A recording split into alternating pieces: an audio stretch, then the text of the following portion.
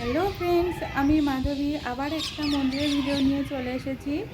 এই দেখো, বিষ্ণুপুরের একটা শিব মন্দিরে এসেছি আমি আজকে। মন্দিরটা দেখেই বুঝতে পারছো কত প্রাচীন।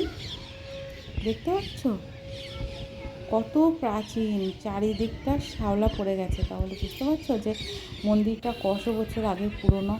আর এই যে গর্ভগৃহ, এই ভিতরেই শিব ঠাকুর রয়েছে। তবে ভিতরে ঢোকার পরেই শিব ঠাকুরকে তুমি দেখতে পাবে না, সিঁড়ি দিয়ে তোমাকে অনেক নিচে নামতে হবে।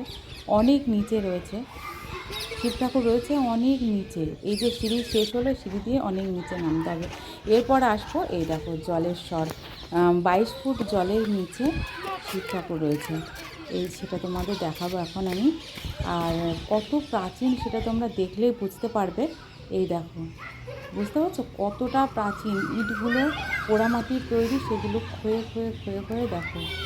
এই যে জলটা দেখতে পাচ্ছ, এই জলের নিচেতেই শিব ঠাকুর রয়েছে।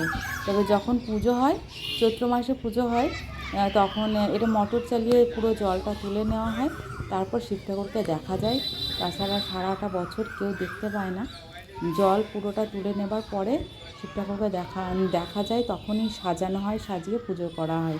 পুজোর পরে আবার জল দিয়ে দেওয়া হয়, উনি জলের নিচেতেই থাকেন। এইভাবে দেখতে পাচ্ছ, এই পাঁচিলটা নতুন করে দেওয়া হয়েছে, কিন্তু বাকি জিনিসগুলো সে আগেকারই রয়েছে। কত ক্ষয়ে ক্ষয়ে গেছে দেখতে পাচ্ছ। জিনিসগুলো দেখেই বুঝতে কত বছরের পুরনো এই মন্দির।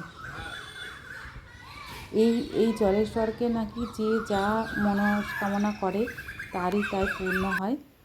এই দেখো, তারপরে আমি চলে এসেছি আর একটা মন্দিরে। এই দেখো, আগের দিন তোমাদের এই মন্দিরটা দেখিয়েছিলাম, কিন্তু এখানেই রয়েছে আরও 3টে মন্দির। এই 3টে মন্দিরে রয়েছে 2টো শিব ঠাকুর রয়েছে, 2টো শিব মন্দির, আর একটা কালীমাতা রয়েছে। কালীমাতাটা হচ্ছে পুরোটাই পাথরের, আর মা মঙ্গলচণ্ডী রয়েছে।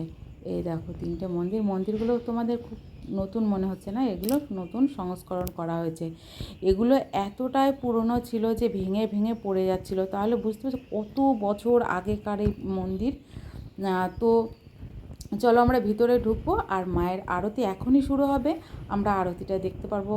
আমরা সবাই খুবই ভাগ্য করেছিলাম, তাই ঠিক এই মুহূর্তে এসেছি, আর আরতিটা আমরা সবাই মিলে দেখবো। চলো।